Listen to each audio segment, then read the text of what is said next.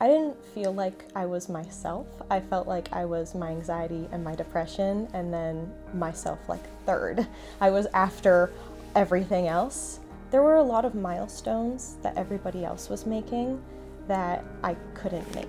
I couldn't get my license, I wasn't going off to college, I couldn't hold a full-time job. I just kind of felt like I was years behind where everybody else was. Genuinely, it was probably the darkest time of my life. We knew that I needed something to help me manage my depression and anxiety symptoms, but we couldn't figure out what that was going to be next. But it was that first phone call that just gave us a reassurance we didn't know we needed. I had never had like an IV put in my arm before, and I felt so safe and I felt so comfortable, and I felt just peaceful. Peaceful is a word that I use a lot when I describe this experience to other people. My mom noticed changes pretty immediately, and now this time afterwards, and after I've gone through all the treatments that I've gone through, it feels like it's me, a bunch of other things, and then my anxiety and depression. It feels like I can put myself first and I can be the person that I want to be, and I'm able to do things that I never thought I'd be able to do, like driving a car.